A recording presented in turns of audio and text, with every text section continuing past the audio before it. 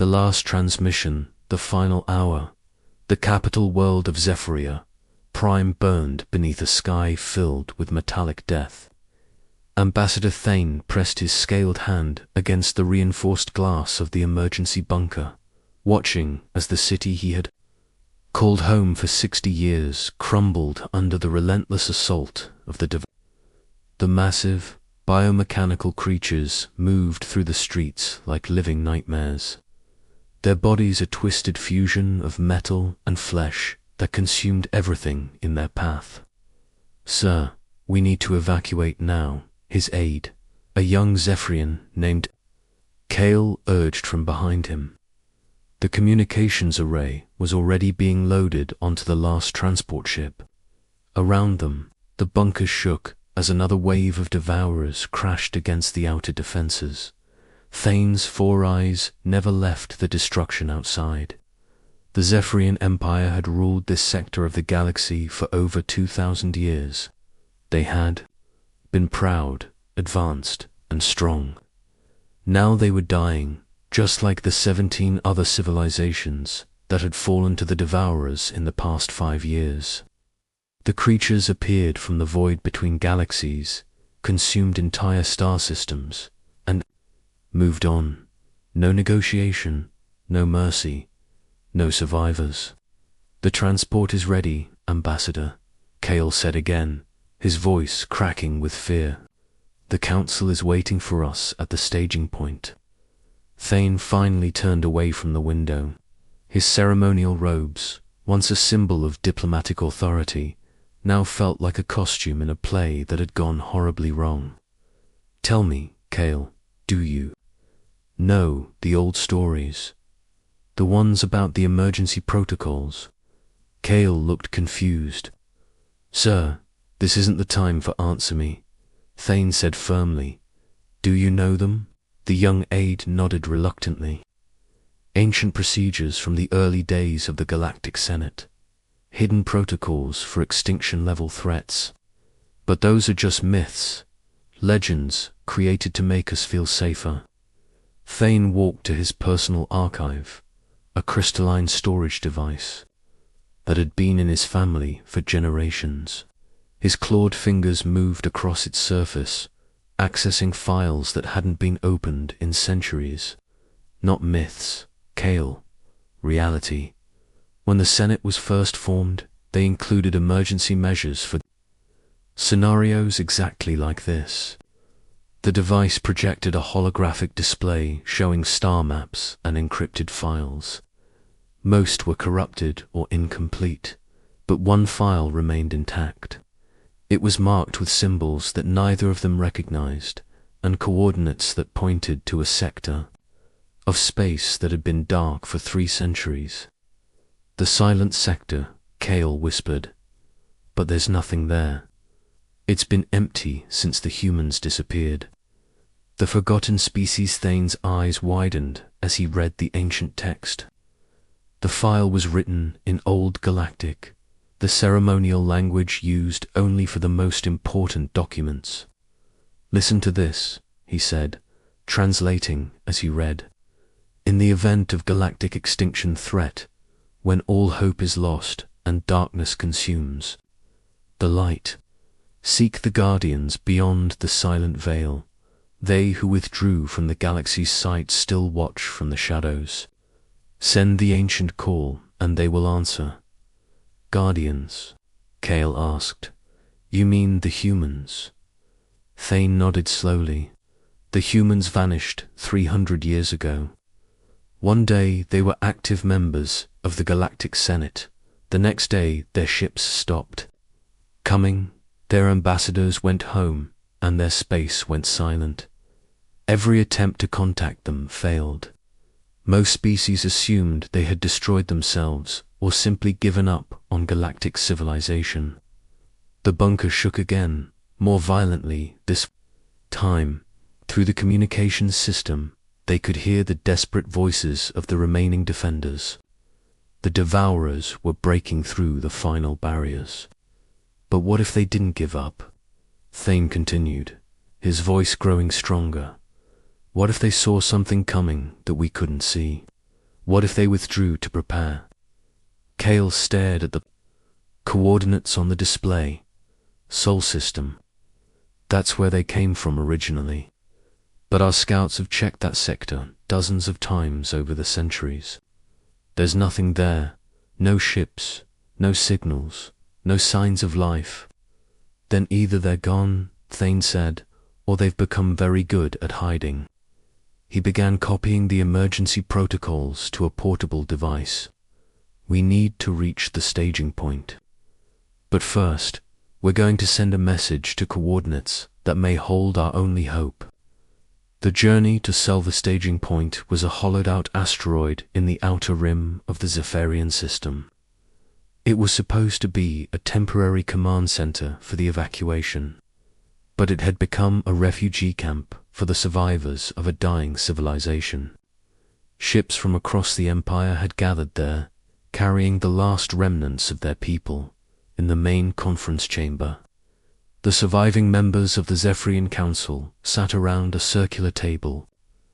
Their faces showed the exhaustion and despair of leaders who would watch their civilization crumble.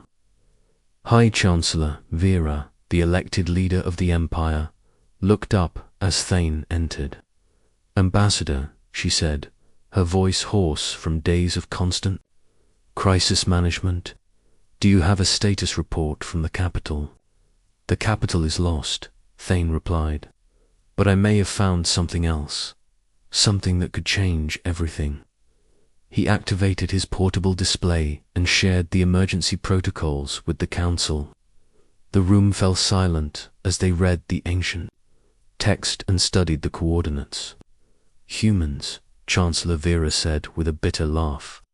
"You want us to trust our survival to a species that abandoned us centuries ago." "Not abandoned," Thane corrected, withdrew. "There's a difference. If they're even still alive," another council member added. "For all we know, they destroyed themselves long ago." Thane stood straighter. "Then we'll know for certain. But if there's even a chance that they're still out there, if there's even a possibility that they can help us, don't we owe it to our people to try?" The debate continued for hours. Some council members argued that they should focus on evacuation, on finding a new home far from the devourers. Others insisted that running was pointless, that the creatures would eventually find and consume them wherever they went. Finally, Chancellor Vera called for a vote. All in favor of sending an expedition to the Sol system. The vote was close, but it passed. Captain Zara Thorne, commander of the scout ship Stellar Wind, volunteered to lead the mission. She was young for a captain, but she had proven herself in dozens of dangerous missions along the rim. "How long to reach the Sol system?" Thane asked as they prepared for departure. "At maximum speed, 6 days," Captain Thorne replied, "assuming we don't run into any devourer patrols." Thane nodded. "I'm coming with you, sir." "That's not necessary." "Yes, it is," Thane said firmly. "If we find them, if they're still alive, I need to be there to speak for our people. I need to be there to ask for their help." The silent approach the journey to the Sol system was tense and quiet. The Stellar Wind was a small, fast ship designed for reconnaissance and diplomacy. Its crew of 12 worked in shifts, constantly monitoring sensors for signs of devourer activity. The creatures had been spreading rapidly, and no one knew how far their influence had reached. As they approached the outer edge of the Sol system, Captain Thorne became increasingly puzzled. "I'm not reading anything," she said, studying her displays. "No ships, no stations, no artificial signals of any kind. It's like the system is completely dead." But Thane felt something different. Call it instinct, call it hope, but something told him they were being watched. "Keep going," he said. "Take us toward the third planet. That's where they came from. The blue and green world called Earth appeared on their screens as they moved deeper into the system. It looked peaceful, almost primitive. There were no orbital stations, no ring structures, no signs of the advanced technology that humanity had possessed when they withdrew from galactic society. "Sir," the communications officer said suddenly, "I'm detecting something. It's faint, but there's a signal coming from the planet's surface." "What kind of signal?" Captain Thorne asked. "Unknown. It's not on any frequency we recognize. It's almost like it's transmitted directly into our communications array." Thane felt his heart racing. "Can you decode it?" The officer worked at his console for several minutes. It's in Old Galactic, sir. The same language as the emergency protocols." "What does it say?" "Message received. Help is coming. Prepare for contact." The revelation asterisk before anyone could respond. The space around the stellar wind began to change. What had appeared to be empty void suddenly filled with ships, not dozens or hundreds, but thousands. They appeared from nowhere, as if they had been hidden behind a veil that had just been lifted. The human ships were unlike anything in the current galactic database. They were sleek, organic-looking vessels that seemed to bend light around them. Some were small, like fighters, while others were massive, larger than the greatest Zephrian battleships. They moved without visible engines, turning and maneuvering with impossible grace. "By the ancestors," Captain Thorne whispered. "Where did they come from?" "Unknown vessel," a calm voice said over the communications system. The speaker used perfect Zephrian, despite the fact that the language had evolved significantly since human contact. "This is Admiral Sarah Chen of the Terran Defense Fleet. We received your message, Ambassador Thane. We have been waiting for your arrival." Thane's hands shook as he activated the communication system. "Admiral Chen, I am Ambassador Thane of the Zephrian Empire. We come seeking aid under the ancient emergency protocols." "We know why you're here, Ambassador," Admiral Chen replied. "We know about the devourers. We know about the worlds they've consumed. We know about the threat they pose to all galactic civilization. Then you'll help us." There was a pause. "Ambassador, we need to speak in person. Our ship will guide you to a docking bay. Come alone and bring whatever information you have about the devourers." One of the human ships, a sleek vessel about the size of a frigate, approached the stellar wind. A docking tube extended from its hull, sealing against the scout ship's airlock. Thane gathered his files and data crystals, his mind racing with questions. "Sir," Captain Thorne said as he prepared to leave, "are you sure about this? We know nothing about what they've become." Thane looked at her with eyes that held both fear and hope. "Captain, our civilization is dying. If there's even a chance that they can help us, I have to take it." The new humanity, the interior of the human ship, was unlike anything Thane had ever seen. The walls seemed to be made of living metal that pulsed with soft light. The corridors were wide and curved, creating a sense of organic flow rather than mechanical construction. The air itself felt different, charged with energy that made his scales tingle. Admiral Sarah Chen met him in what appeared to be a conference room, though it was unlike any meeting space he had ever seen. The walls displayed images of space, but not static pictures. They showed real-time views of the galaxy, with streams of data flowing across the surfaces like living rivers of light. Chen herself was surprisingly young-looking, though Thane knew that human lifespans had been extended significantly through their medical technology. She wore a uniform that seemed to be made of the same living metal as the ship's walls, and her eyes held an intelligence that seemed almost alien. "Ambassador," she said, gesturing to a chair that molded itself to accommodate his reptilian physiology. "Welcome aboard the Harmony. I apologize for the dramatic entrance, but we needed to be certain you were who you claimed to be." "How did you know we were coming?" Thane asked. Chen smiled. "We've been monitoring galactic communications for 3 centuries. We know about every major conflict, every political change, every scientific discovery. We knew about the devourers before they consumed their first world. Then why didn't you warn us? Why didn't you help before now?" "Because," Chen said, "we needed to be ready.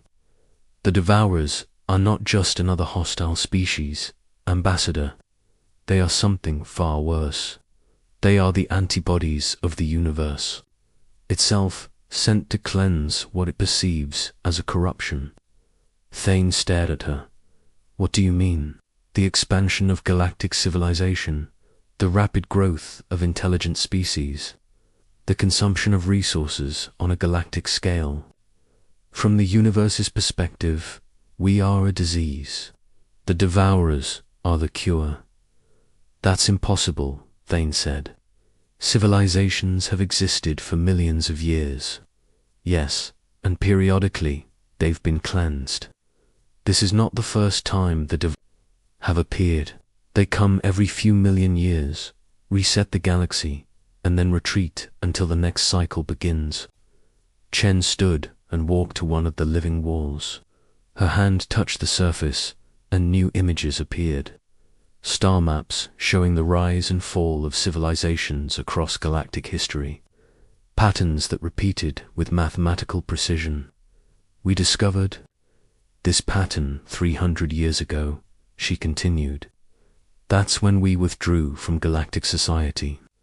We knew the next cleansing was coming, and we knew we needed to prepare. Prepare how? By becoming something new, something that the universe would not perceive as a threat, something that could stand against the devourers when they came." The images on the wall shifted, showing the transformation of humanity over the past 3 centuries. The development of technology that worked with natural forces rather than against them. The evolution of human consciousness to encompass not just individual minds, but collective awareness that spanned entire fleets. "We are no longer the humanity you remember, Ambassador. We have become something that exists in harmony with the universe itself. We are the guardians now." The awakening storm. The fleet emerges. Admiral Sarah Chen's words hung in the air like a challenge to everything Thane thought he knew about the galaxy. He stared at the images on the living walls, trying to process the implications of what she had told him. The devourers were not just another enemy. They were the universe's own immune system, and his people were the infection they had come to eliminate. "If that's true," he said finally, "then how can you help us? How can anyone stand against the universe itself?" Chen's expression softened slightly. "By working with it instead of against it. Ambassador, what I'm about to show you must remain between us until we're ready to reveal it to the galaxy. Are you prepared for that responsibility?" Thane nodded, though he wasn't sure what he was agreeing to. Chen touched the wall again, and the images shifted to show real-time views of space around the Sol system.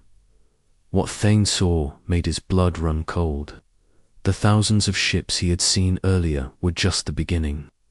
The space around Earth was filled with vessels of every size and configuration. Some were so large they dwarfed entire space stations. Others were so small they looked like insects, but moved with purpose and intelligence. "We've been building for 3 centuries, Chen explained. "Not just ships, but a new kind of civilization. One that exists in harmony with the fundamental forces of the universe." "How many ships?" Thane asked in a whisper. "Enough," Chen replied, "but numbers aren't what matters. What matters is what we've become. She gestured to the wall, and the view shifted to show the interior of one of the massive vessels. Inside, Thane could see what looked like a city, but it was alive. Buildings that grew like plants, streets that flowed like rivers, and humans who moved with perfect coordination, as if they were all part of a single organism. We call it the collective consciousness, Chen explained. Individual minds linked together in a network of shared awareness. When one of us learns something, we all learn it. When one of us discovers a new solution, we all have access to it. We've become more than human.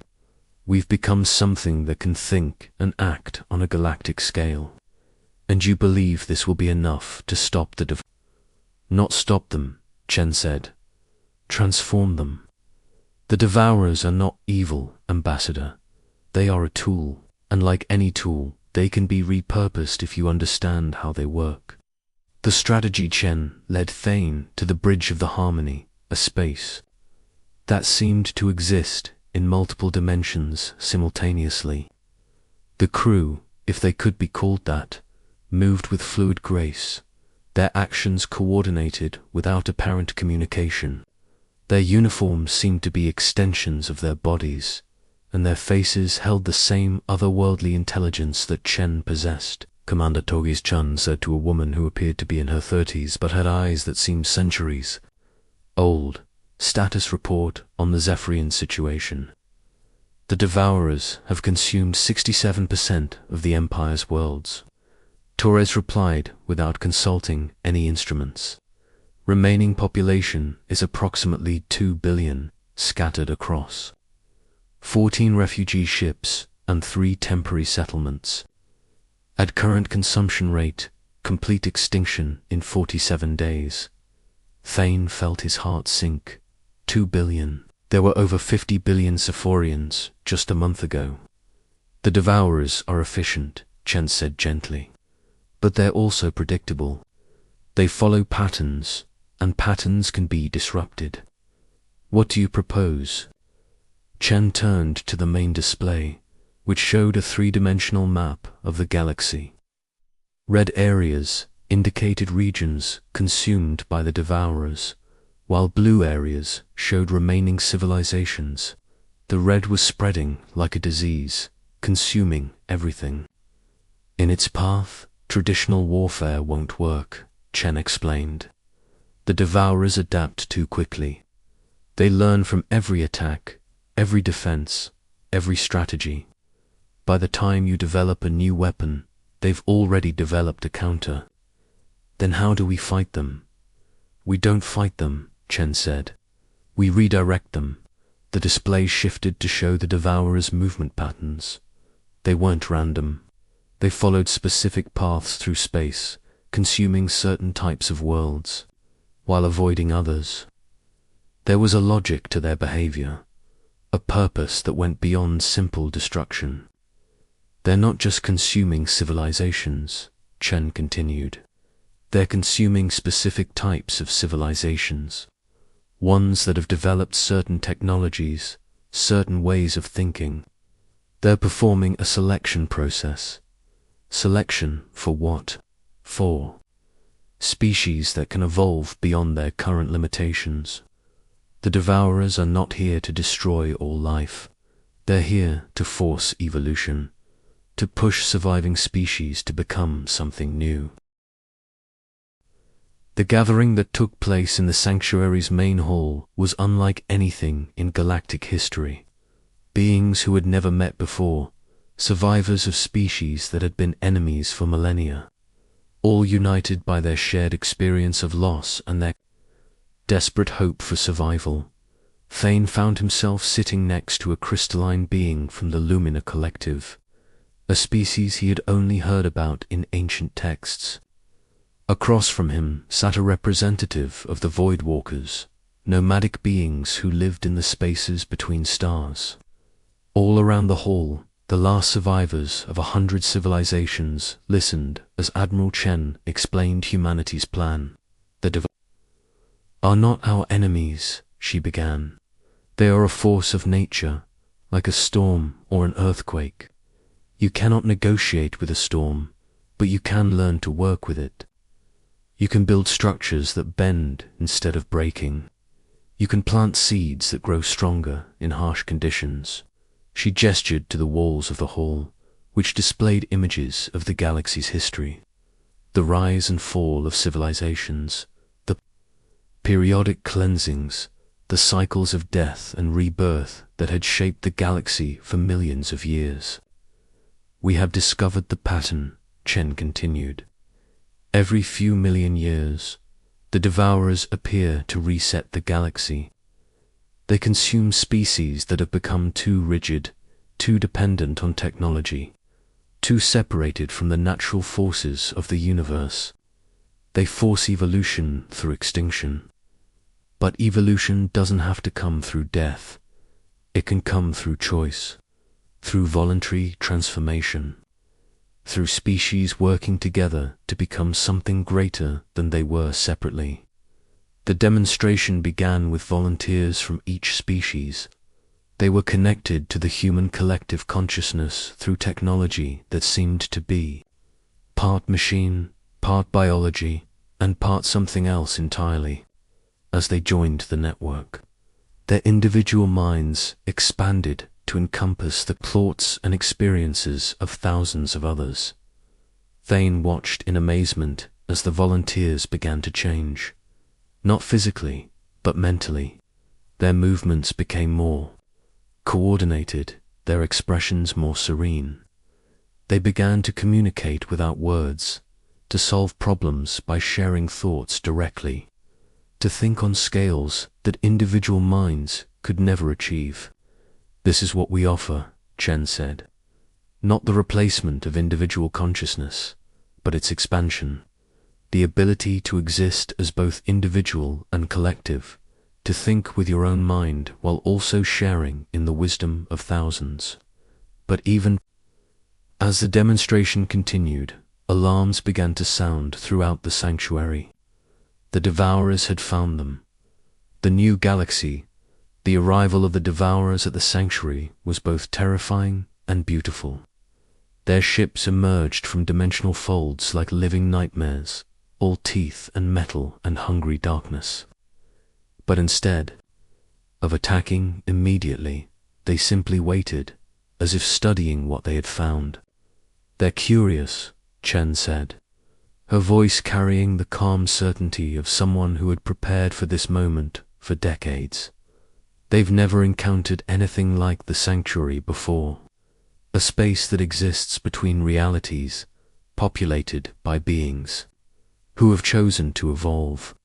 Through the sanctuary's communication systems, mathematical concepts began to flow between the human ships and the devourer fleet. It was a conversation conducted in the language of physics and quantum mechanics, too complex for most minds to follow. But the volunteers connected to the collective consciousness could understand it. They're asking questions, one of them said, a young Zephrian who had volunteered for the demonstration. They want to know if we're ready to take the next step. What next step? Thane asked. To become the new guardians of the galaxy. To take responsibility for guiding evolution instead of forcing it through extinction. The conversation continued for hours, with concepts flowing back and forth at the speed of thought. Gradually, the devourers began to change. Their ships became less aggressive, their movements more graceful. They were transforming, becoming something new. They're accepting the offer, Chen said. They're willing to work with us instead of against us. But the transformation came with a price. The devourers revealed their true nature, their connection to the fundamental forces of the universe. They showed the gathered species what it meant to exist on a cosmic scale, to think in terms of millions of years and billions of lives. We offer partnership, their message said, translated through the collective consciousness. But partnership requires commitment. You must become what you claim to be. You must prove that you can guide evolution without causing the stagnation. That requires cleansing. The choice was presented to every species represented in the sanctuary. Join the new galactic collective, undergo the transformation that would connect them to the cosmic forces that governed the universe, or continue to exist as they were under the protection of those who had chosen to evolve. Most chose transformation. The process was gradual, voluntary, and reversible. Species could join the collective consciousness for a time, experience what it meant to exist on a galactic scale, and then choose whether to make the change permanent. Thane was among the first to volunteer. As his consciousness expanded to encompass the thoughts and experiences of thousands of beings across hundreds of species, he felt a profound sense of peace. The fear that had driven him to seek help from humanity was replaced by understanding. The universe was not hostile. It was simply trying to maintain balance, to ensure that life continued to grow and evolve. In the months that followed, the galaxy began to change. The devourers became partners in the great work of guiding evolution. Species that had been enemies for millennia found common ground in their shared connection to the cosmic forces. Wars ended not through conquest, but through understanding. The transformation was not without challenges. Some species refused to join the collective consciousness, preferring to maintain their independence. Others struggled with the concept of existing as both individual and collective. But gradually, a new form of galactic civilization emerged.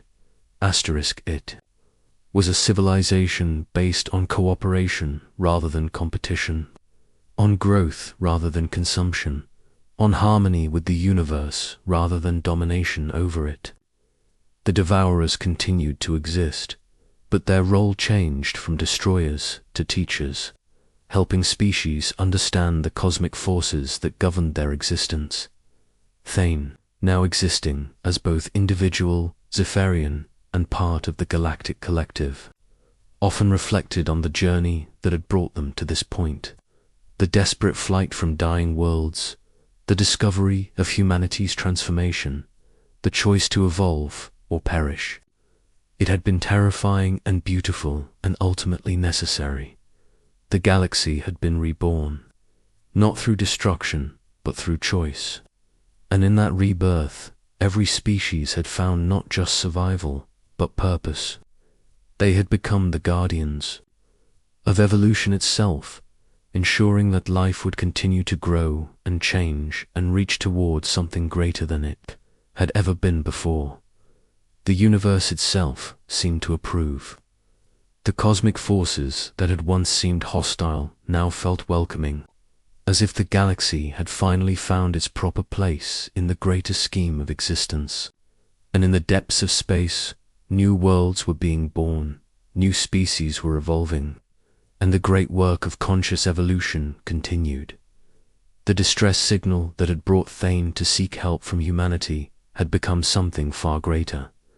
It had become the call that awakened the galaxy to its true potential. The moment when scattered species became a unified force for growth and change and hope, and in the end, that hope had been enough to shatter the old galaxy and create something new, something better, something that would endure not just for millions of years, but for as long as the universe itself existed.